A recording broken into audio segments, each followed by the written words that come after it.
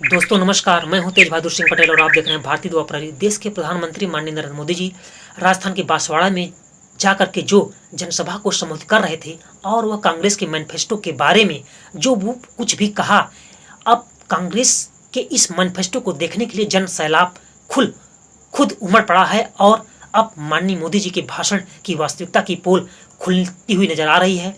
प्रधानमंत्री जी का भाषण कभी विरोधियों के लिए कील हुआ करता था, लेकिन अब फूल सा हो गया है, जिससे वह जो कभी विरोधी गड्ढे में गिरे हुए थे अब वह गड्ढे से बाहर आकर के अपने गौरव का निर्माण कर रहे हैं।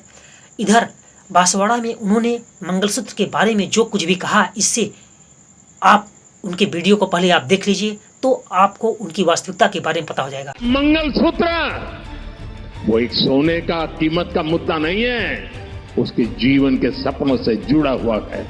तुम उसे छीनने की बात कर रहे हो अपने मैनिफेस्टो में। पहले जब उनकी सरकार थी उन्होंने कहा था कि देश की संपत्ति पर पहला अधिकार मुसलमानों का है। इसका मतलब ये संपत्ति इकट्ठी करके किसको बांटेंगे? जिनके ज्यादा बच्चे हैं उनको बांटेंगे।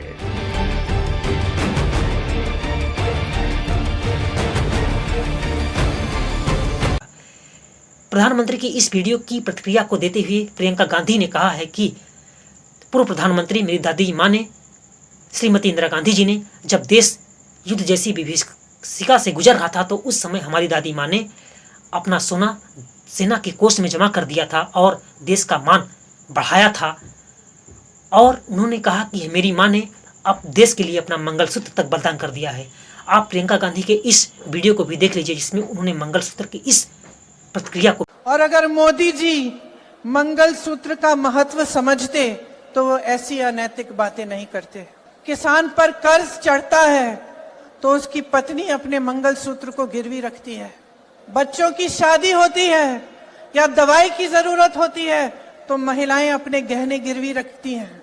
ये बात ये लोग नहीं समझते और इसका प्रमाण ये है कि जब नोटबंदी हुई और महिलाओं की बचत इन्होंने ली, इन्होंने कहा कि बैंकों में पहुंचाओ, तब मोदी जी कहां थे? तब मोदी जी क्या कह रहे थे? ले रहे थे आपसे। जब देश में उन्होंने कहा कि कल से लॉकडाउन हो जाएगा और सारे मजदूर पूरे देश भर से, बेंगलोर से भी, यूपी, बिहार, अलग अलग जगहों में पैदल निकले क्योंकि इन्होंने ट्रेनें बंद कर दी, बस बंद कर दी। तब जब खाना नहीं मिल रहा था शहरों में, जब कोई चारा नहीं था, तो महिलाओं ने अपने गहने, अपनी बचत गिरवी रखी। तब मोदी जी कहां थे? किसान आंदोलन हुआ, 600 किसान शहीद हुए, उनकी विधवाओं के मंगलसूत्र के बारे में सोचा मोदी जी ने?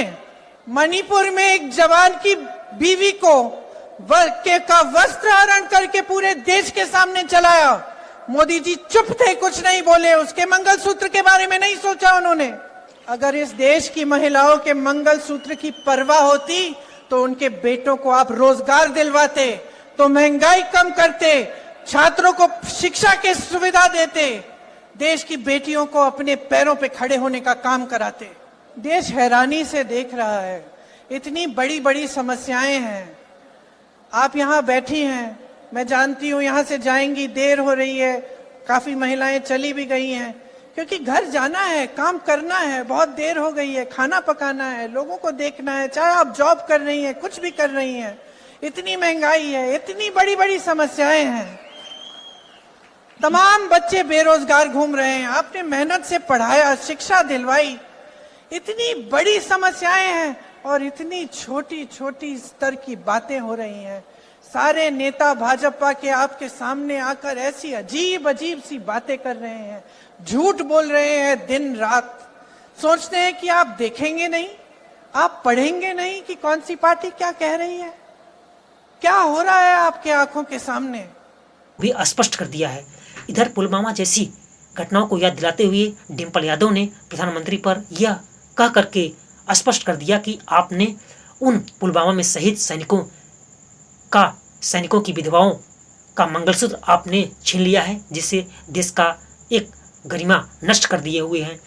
प्रधानमंत्री जी के इस भाषण से देश विदेश में जो देश की विविधता और गौरवशीलता का जो मान, मर्यादा, गौरव इत्यादि की छवि जो बनी हुई थी, अब वह धीमे धीमे वह डाउन नजर होती हुई आ रही है, क्योंकि इससे कई पत्रिकाओं ने माननीय मोदी जी के बारे में सब उनके भाषण को चिथड़ा चिथड़ा कर दिए हुए हैं, जिसको आप देख सकते हैं और स्पष्ट कर सकते हैं। धन्यवाद। जय हिंद, जय भारत।